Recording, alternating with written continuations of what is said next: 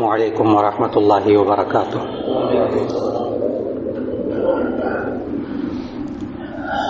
نحمده ونصلي على رسوله الكريم، اما بعد فاعوذ باللہ من الشیطان الرجیم، بسم اللہ الرحمن الرحیم۔ واعتصموا بحبل اللہ جميعا ولا تفرقوا، صدق اللہ العظیم۔ اللہ رب العزت نے ہم سب کو جو زندگی کے اصول قرآن مجید کے ذریعے سکھائے ہیں، ان اصولوں پر جب ایک قوم کے لوگ، ایک ملک کے لوگ، ایک امت جب تک ان اصولوں پر چلتی رہتی ہے، اللہ رب العزت اس امت پر، اس امت کے انسانوں پر اللہ رحمت نازل فرماتا ہے۔ اور جب انسان اللہ کے بتائے ہوئے اصولوں سے ہٹ کر اپنی انفرادی اور اجتماعی زندگی گزارنے لگتا ہے، وہیں فرد کے اندر کمزوری پیدا ہوتی ہے، پھر معاشرے کے اندر وہ کمزوری آتی ہے، پھر امت کے اندر وہ کمزوری آتی ہے۔ نبی کریم صلی اللہ علیہ وسلم نے تو اتنا جگایا تھا اس امت کو کہ ایک مرتبہ صحابہ کرام رضوان اللہ علیہ مجمعین سے یہاں تک فرمایا کہ ایک وقت ایسا آئے گا کہ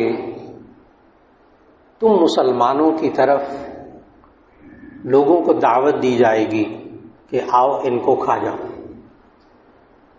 آگے نبی صلی اللہ علیہ وسلم نے مثال بھی دی، کما تدع الآکلۃ الی قصعتھا، جیسے کہ کھانا کھلانے والی اپنے پیالے کی طرف بلاتی ہے، آؤ کھا لو، ان مسلمانوں کو کھا جاؤ۔ صحابہ کرام رضوان اللہ علیہ مجمعین نے اس وقت سیدھا سا ایک سوال کیا تھا جو آپ کے ذہن میں بھی آ رہا ہے کہ کیا ہم اس وقت بہت تھوڑے ہوں گے، اتنی کم تعداد ہوگی ہم مسلمانوں کی کہ ان کی طرف کہا جائے گا کہ آؤ ان کو کھا جاؤ؟ تو نبی صلی اللہ علیہ وسلم نے جواب میں فرمایا کہ نہیں، اس وقت تو مسلمانوں کی تعداد بہت زیادہ ہوگی، وَلَكِنَّكُمْ غُثَاءٌ كَغُثَاءِ السَّيْلِ، لیکن تم سمندر کے اوپر ایک جھاگ، سیلاب کے اوپر ایک جو جھاگ ہوتا ہے نا، پھوک سا، وہ تم جھاگ ہوگے بس، اور تمہارے اندر کوئی جان نہیں ہوگی۔ اس پر صحابہ نے پھر پوچھا، یا رسول اللہ صلی اللہ علیہ وسلم، کیوں اتنی بڑی تعداد مسلمانوں کی ہو اور پھر ان کے خلاف ایسا کہا جائے کہ ان کو آؤ کھا جاؤ، ایسا کیوں ہوگا؟ نبی صلی اللہ علیہ وسلم نے فرمایا للوہن، ایک وہن کی وجہ سے۔ وہن عربی میں کہتے ہیں کمزوری۔ صحابہ کو بھی ترجمہ آتا تھا عربی کا۔ صحابہ نے پھر پوچھا مل وہن، وہ کمزوری کیا ہوگی پھر مسلمانوں کے اندر؟ نبی صلی اللہ علیہ وسلم نے فرمایا حب الدنیا و کراہیت الموت، حب الدنیا و کراہیت الموت، ایک دنیا کی محبت ہوگی، ایک موت کو ناپسند کرنا ہوگا۔ جب یہ امت کے اندر، مسلمانوں کے اندر اجتماعی طور پر یہ کیفیت ہوگی کہ بس دنیا سے محبت، میرے پاس پیسہ ہونا چاہیے، میرے پاس ڈالر ہونے چاہیے، میرا حال یہ ہونا چاہیے، میرے ملک کا یہ حال ہونا چاہیے، باقی کی خیر ہے، باقی کو کچھ بھی ہوتا ہے مجھے غرض نہیں ہے۔ جب انفرادی طور پر اور اجتماعی طور پر دنیا کی محبت انسان کے اندر آ جائے گی، اور وکراہیت الموت، اور یہ موت کو ناپسند کرے گا، تو ایسی صورت کے اندر یہ مومن کمزور ہوتا چلا جائے گا۔ اب سوال یہ ہے کہ اس کا علاج کیا ہے؟ اس کا علاج کیا ہے؟ اس کے لیے سورہ آل عمران کی ایک آیت پڑھی کہ اللہ رب العزت نے اس کا علاج بتایا، پوری امت کا علاج بتایا۔ فرمایا وَاعْتَصِمُوا بِحَبْلِ اللَّهِ جَمِيعًا وَلَا تَفَرَّقُوا، تم اللہ کی رسی کو مضبوطی سے تھامے رکھو اور تفریقے میں مت پڑو۔ اور حبل اللہ، اللہ کی رسی کیا ہے؟ تمام مفسرین نے احادیث کی روشنی میں تفسیر کرتے ہوئے فرمایا، خود حضرت عبداللہ ابن عباس رضی اللہ تعالیٰ عنہ نے حبل اللہ، اللہ کی رسی کی تفسیر فرمائی کہ اس سے مراد قرآن ہے، اس سے مراد قرآن ہے۔ واعتصموا بحبل اللہ، تم اللہ کی رسی کو مضبوطی سے تھامے رکھو، ولا تفرقوا، تم تفریقے میں مت پڑو، آپس میں مت جھگڑو۔ کیوں؟ اس کے لیے اللہ تعالیٰ نے قرآن مجید میں پھر ایک اصول بتایا کہ اگر آپس میں جھگڑو گے تو کیا ہوگا؟ فرمایا وَأَطِيعُوا اللَّهَ وَرَسُولَهُ وَلَا تَنَازَعُوا فَتَفْشَلُوا وَتَذْهَبَ رِيحُكُمْ۔ آج اس آیت کی تفسیر امت کے سامنے ہے، ان کی آنکھوں کے سامنے ہے۔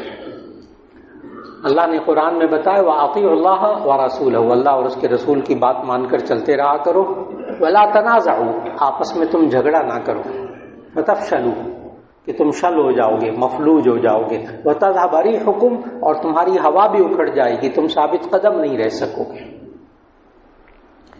جب تک امت مسلمہ ایک مضبوط شکل کی صورت میں رہی، اللہ تعالیٰ نے اس کے اندر ایک قوت رکھی، لیکن آخر کار اس کے لیے لوگ ایک سوال کرتے ہیں، ہمیں کیا کرنا چاہیے؟ ہمیں کیا کرنا چاہیے؟ ہم کیا کریں؟ ہماری ذمہ داری کیا ہے؟ ہم کیسے متفق اور متحد ہوں، کیسے نہ لڑیں؟ صرف نہ لڑنا مقصود ہے یا کچھ اور بھی مقصود ہے؟ نبی کریم صلی اللہ علیہ وسلم نے مثال دے کر سمجھایا، فرمایا المؤمن للمؤمن کالبنیان یشد بعضہ بعضا۔ یہ آپ کے گھر پر بھی اس حدیث کا اطلاق ہوتا ہے، ایک کاروباری ادارے پر بھی اس حدیث کا اطلاق ہوتا ہے، ایک خاندان پر بھی اس کا اطلاق ہوتا ہے، ایک ملک پر بھی اس کا اطلاق ہوتا ہے، اور پوری امت پر بھی اس حدیث کا اطلاق ہوتا ہے۔ یہ بولنے لگا کہ المؤمن للمؤمن کالبنیان، کہ ایک مومن دوسرے مومن کے ساتھ ایک دیوار کی طرح ہے، یشد بعضہ بعضا، جس کا بعض حصہ بعض کو مضبوط کرتا ہے۔ ثم شبک بین اصابعہ، پھر نبی صلی اللہ علیہ وسلم نے اپنی ایک ہاتھ کی انگلیوں کو دوسرے ہاتھ کی انگلیوں میں پھنسا کر دکھایا کہ کس طرح ایک مومن دوسرے مومن کے لیے سہارا بنتا ہے اور اس کو مضبوط کرتا ہے۔ اس کو عربی میں تشبیک کہتے ہیں، انگلیوں کو آپس میں پھنسانا۔ اگر آپ کسی دیوار کو غور سے دیکھیں جس پر پلسٹر نہ ہوا ہو، وہ خالی اینٹیں جوڑ کر مسالہ لگا کر تعمیر کیا ہو، ان اینٹوں کو غور سے دیکھیے گا کہ ہر معمار، دنیا کا ہر معمار اینٹوں کو کس طرح جوڑتا ہے کہ وہ اس ترتیب سے جب دیوار بنتی ہے نا تو آپ دیکھتے ہیں کہ ہر اینٹ دوسری اینٹ کو سہارا دی ہوئی ہوتی ہے۔ یہ ٹیکنیک ہے پوری دنیا کے اندر ایک دیوار بنانے کی، چاہے بلاک کے ذریعے بنائی جائے چاہے اینٹوں کے ذریعے بنائی جائے۔ جب آپ تعمیر شدہ اس کو دیکھیں گے تو وہ اینٹیں ایک دوسرے کو سہارا دی ہوئی، ایک دوسرے کے اندر پھنسی ہوئی ہوں گی، جس سے دیوار بنتی ہے۔ اور جب کبھی ٹرک اینٹیں اکٹھی کر کے رکھ کے جاتا ہے، ٹرک اترتا ہے، کئی ہزار اینٹیں کئی سو اینٹیں ایک جگہ جمع کر کے جاتا ہے، آپ اس کو دیوار نہیں کہتے، آپ اس کو اینٹوں کا ڈھیر کہتے ہیں، آپ اس کو دیوار نہیں کہتے۔ آپ بے ترتیب رکھی بھی نا جمع کی ہوئی ہے، اس کو ڈھیر کہتے ہیں اینٹوں کا۔ آج مسلمان جب ایک دوسرے کو مضبوط نہیں کرتا، ایک دوسرے کو سہارا نہیں دیتا، ایک دوسرے کو مضبوط کرنے کی کوشش نہیں کرتا، تو اتنی بڑی تعداد مسلمانوں کی وہ اینٹوں کا ڈھیر تو ہے جو نبی صلی اللہ علیہ وسلم نے دیوار بننے کو کہا تھا، وہ نہیں ہے، وہ نہیں ہے۔ آج اگر ایک گھر کے اندر گھر کے افراد ایک دوسرے کو سہارا دینے والے ہو جائیں، وہ گھر بڑا مضبوط ہوتا ہے۔ ایک خاندان کے افراد ایک دوسرے کو سہارا دینے والے ہوں، وہ خاندان بڑا مضبوط ہوتا ہے۔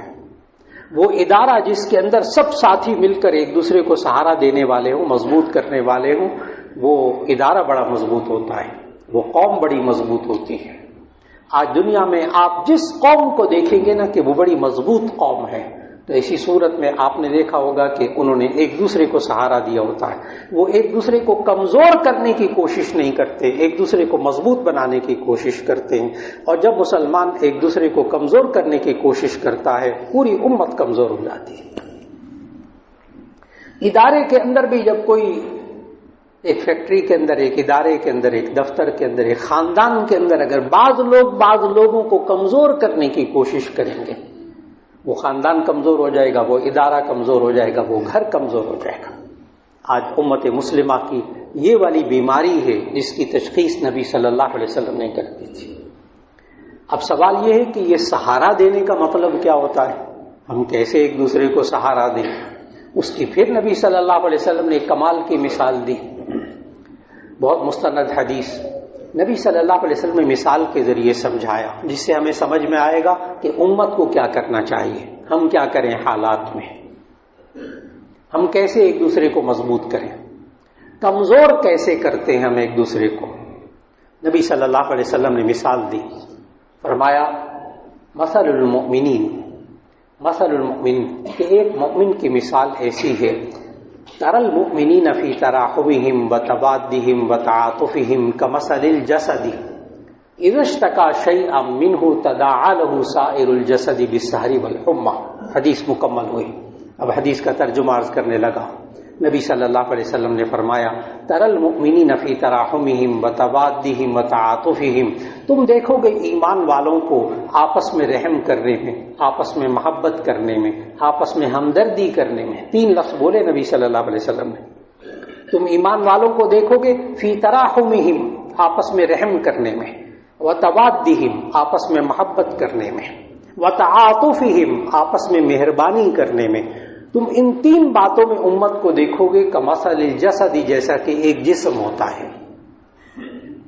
اذا اشتكى شيئا منه، اگر جسم کے کسی حصے کو تکلیف کی شکایت ہو، تداعى له سائر الجسد بالسهر والحمى، تو سارا جسم بیداری اور بخار میں مبتلا ہو کر اس تکلیف کو ظاہر کرتا ہے۔